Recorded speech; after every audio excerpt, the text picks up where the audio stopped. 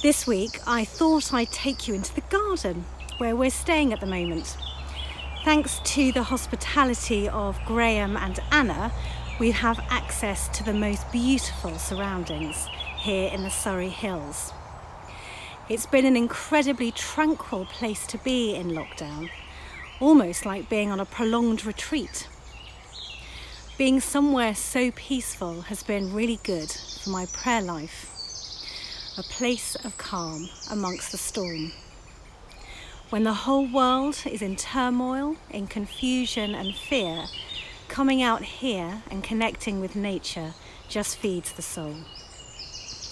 It's reassuring to see things untouched and unbothered by our world's strife. The trees are still trees, the flowers bloom, the birds sing, apparently unperturbed by our worries. Their lives go on untouched, in normality, and I find that rather comforting. This week, I'd like to share my thoughts on prayer with you, partly because we're in the middle of Thy Kingdom Come, and mainly because it's the bedrock of our Christian faith and our Christian life, both together in community and on our own, as we seek to develop our relationship with God. It's a subject that's forever unfolding, growing and evolving for me. What this isn't is a lecture or a tutorial on how to pray. I'm no expert.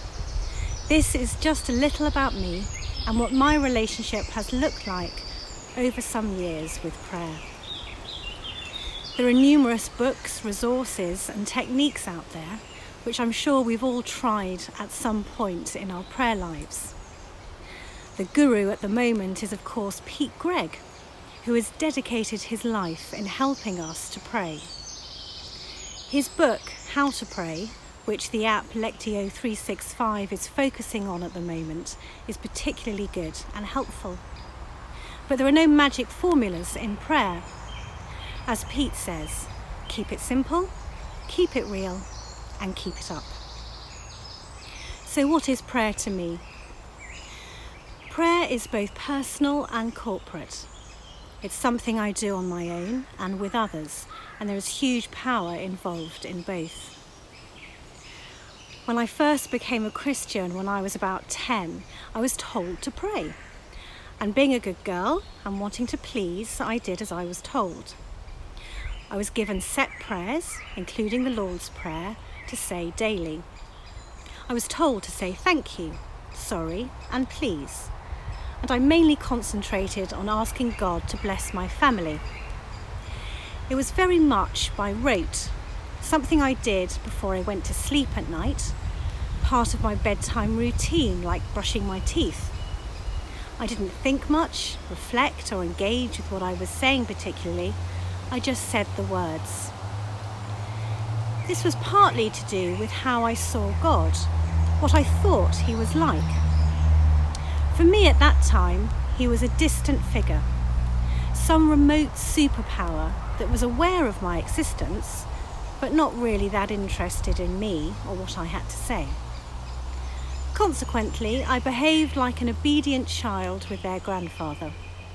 I said the right thing and tried not to be too annoying. To be honest, this relationship, if you can call it that, didn't really change for a good number of years. And nor did I. So what happened? I knew something was missing. I was restless, irritable and discontent, for no apparent reason. So I thought I would give God a proper go. I became more involved in church stuff. I joined a home group and started to learn with others, to explore what this being a Christian was really all about. I was curious and open to a new way of thinking and relating to God. I started to encounter God through experiences. By allowing myself to be open, I surrendered to the possibility that this God maybe wasn't a distant, disinterested grandfather, but that He actually loved me. Rather a lot, as it turns out. That He's closer to me than my own breath. that he accepts and loves me for who I am. He made me and he knows me better than I know myself, so is in a far better position to know what I need than I do. I learnt, I listened, and I allowed him to start transforming me. This revolutionised my prayer life. This was now someone I could talk with, sit with, be with, without pretense, without fear of saying or doing the wrong thing. After all, he knows it all anyway. It just got real. The relationship had begun. So prayer for me now isn't something I shoehorn into the end of my day as part of a routine. On a good day, it's a natural dialogue of friends rubbing along together. There are, of course, many faces, many different attributes to God, and in my best moments I glimpse only a few. The friend, the counsellor, the comforter. He's 3 in 1 at the very least. So now my intention, and I fail on a daily basis, is to cultivate an awareness of his presence throughout the day.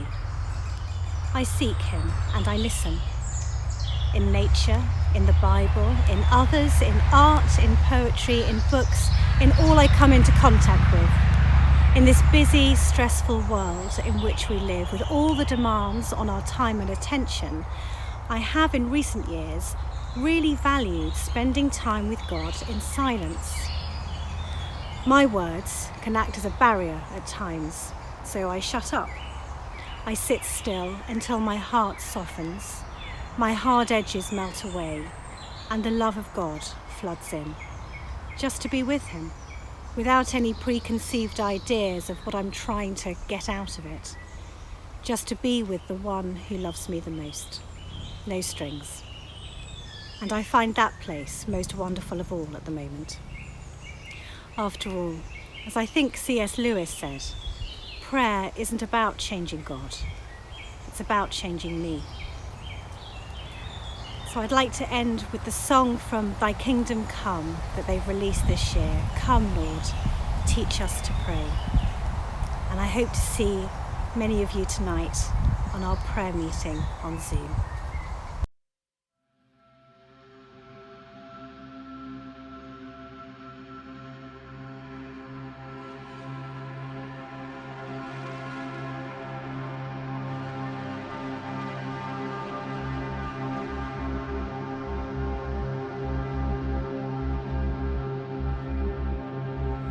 Thy kingdom come, Lord, teach us how to pray, for all to know your joy, your peace and love, and know your friendship each and every day.